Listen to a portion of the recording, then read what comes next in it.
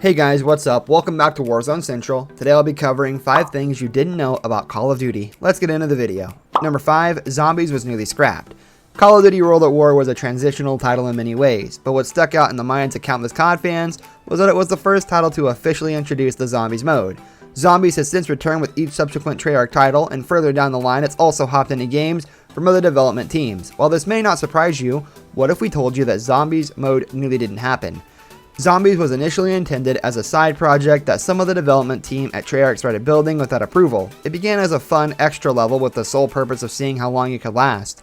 When word about it spread around the studio, the team couldn't stop playing and would challenge each other to beat more and more rounds. It got to the point where staff members and even some of Activision's publishing team would regularly email studio heads to ask about the mode. However, despite its popularity within the company, there was no shortage of pushback concerning a new mode.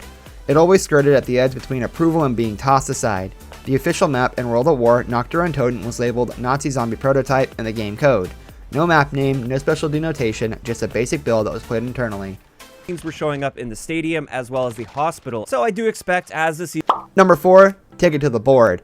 To develop and iterate quickly, Treyarch didn't make a video game at first, they made a tabletop game. Thinking of something like Stratego, explains Vonderhaar, to help us create a good class system, score streaks, and ranking details, we created a huge board game with all these little pieces, and every piece of content in the game was there, but no controller.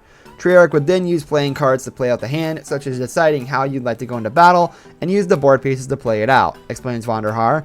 We would play with the cards to see what kind of class people wanted, maybe taking 10 grenades if you could, when to level up and what you could earn, and so on. Making the board game was a big part of making Call of Duty Black Ops 2.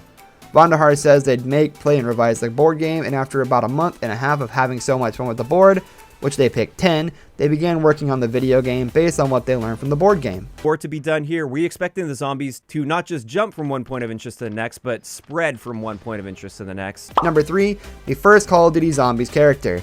If we were to ask you who the first character in the Zombies mode was, what would your answer be? For 8 years, we've known about our core roster of Richtofen, Dempsey, Nikolai, and Takio, but who started the fire all those years ago in the early stages of World at War's Nocturne Untoten map? Strangely enough, only one of the now established cast was present at the time. The remaining characters were all standard Marines that, according to the story, crashed at the site.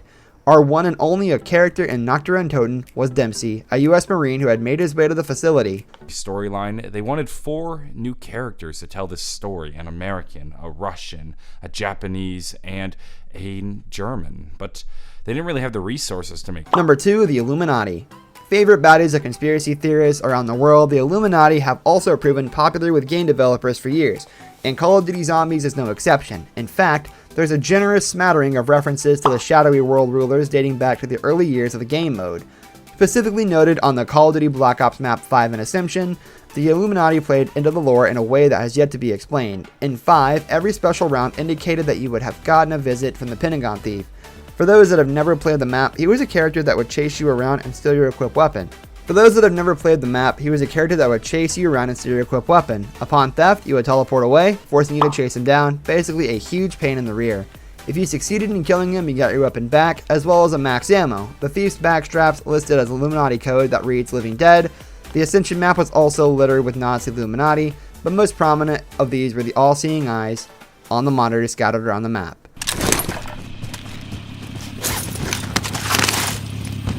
Number 1, the Vril. The secretive and alien Vril played a major role in the zombie storyline for a brief moment in time, but they continue to intrigue players to this day. The celebrity-laden Call of the Dead level has never proven to hold much relevance to the current zombie storyline, but it introduced a mystery that is still has many players scratching their heads. The Vril are based upon real urban lore and legends, first seen in Edward Bulwer's Lytton's novel, The Power of the Coming Race. Their existence has turned into not only a zombies conspiracy, but a real-life one too. According to the story, the race dwelled in the hollow core of the earth, which allowed a society to grow and flourish unbeknown to humanity. Having telepathic and other parapsychological abilities, the Vril were a more advanced race than humans. The conspiracy goes that they worked directly with Adolf Hitler and the Nazis to create theoretical weaponry they had proposed during the wonder weapons found in the Zombies game mode. The presence of the Vril can be seen in the very core of Nazi zombies through specific wonder weapons. The mysterious species also influenced the Call of the Dead mission with the Vril generator alongside the VR-11. Mysteriously, the Vril generator was included in Black Ops 3's Eisendrache map, but no explicit explanation was being given as to how the Vril tie in at this point.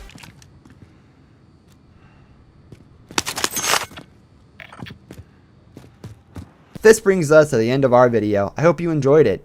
Hit like if you did, and don't forget to subscribe to our channel so you don't miss out on any of our videos in the future. Also, watch the 2 videos that are on your screen, because I'm sure you'll love them. With that, I'll see you in the next video. Goodbye.